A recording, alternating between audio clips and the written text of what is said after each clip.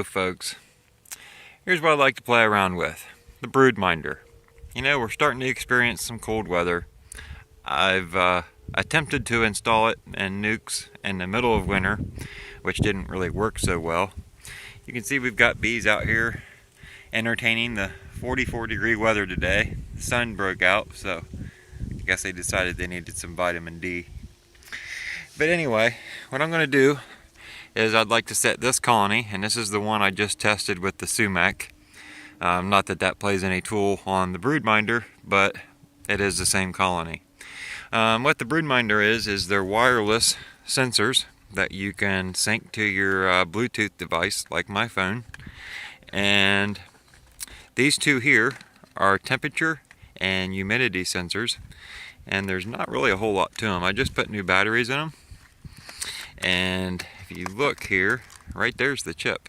There's not a whole lot to it. But anyway, it's in this fancy plastic case, which impressively has held up for about 5 years now. I think it's about 5 years, maybe it's only been 4.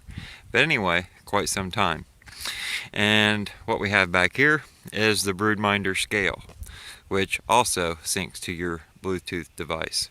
Now the way this scale works, let me take it apart here real quick so you can see. You got this plastic sleeve that slides down over it. We'll set that up here. You've got a plastic shell, if you will, that slides down over everything to keep it out of the elements. And then you've got a fancy piece of oak with some beautiful tiger stripe grain. On the back side, that's where all the good stuff is. Here's another plastic shell, keep moisture from getting to it. And this little tool right here is my battery remover. But anyway, there's 2 weight sensors. There's one on this end and one on this end. And all the electronics are pretty much right there. That's it. So the way it works, I'll have to put it back together here, show you how this works. But those 2 sensors, you see one there and one down here, sit on these little nodules that stick up on the metal framework. You line up your pins on each end with the hole, and that puts your sensors right where they need to be. Now you can see it kind of teeter-totters until you get this all put back together and sealed back up. Now I'll have to slide that back over when I have my other hand free. But at any rate, I'm going to then slide it to the back here where it will be supported all the way across. And I am going to transfer this colony over onto the scale. And you can see I've taken an old top bar and I've cut it down, and we've got it laying with just the one edge up. What that's going to do is it's going to allow the hive to pivot a little bit more and put the weight more on the scale. So to make all this work with my pipe that I use for hive stands, I've got an 8-frame bottom board turned upside down, has screening in the center, which is important because I believe in leaving that screen bottom board open during the winter for circulation.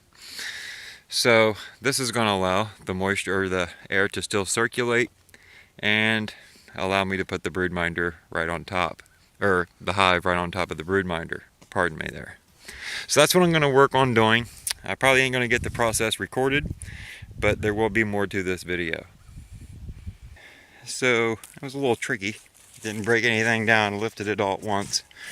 Nuke's got a little weight to it. So I've got it set up just like I said I was going to. Feels pretty stable, but I think eventually I'll probably still put a winch strap or something over it. Get some pretty good winds right here.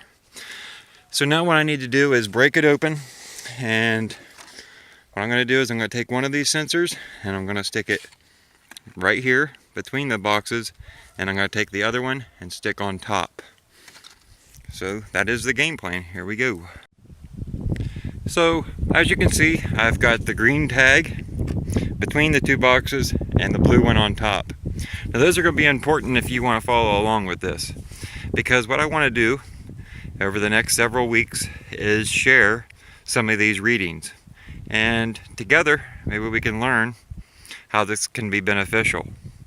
I know, for instance, I've used the hive scales on days when we have our black locust nectar flow. And with that hive scale down there, I was able to see that on days that the weather cooperated and we didn't have rain, which is usually how it works during that flow, we gained about 7 pounds of nectar a day. So that's pretty substantial. You can also use these hive scales to watch, unfortunately, to see when your colony is getting ready to swarm. You'll actually see the weight drop in the hive. You'll see a couple pounds disappear in the daytime, and that's kind of alarming. Now, that could also be beekeeper error. Like, for instance, I'm going to put this brick back on top of this colony, and if I don't put this back up here every time, sure, the weight's going to be different. But if you have the brick on there like you're supposed to, or like I'm supposed to, keep my lid from blowing off, and my readings should be accurate, and that couple of pounds missing in just a little short time is going to set off an alarm. So these sensors, these temperature and humidity sensors, will help tell me where the cluster is in the colony just by the temperature it's reading.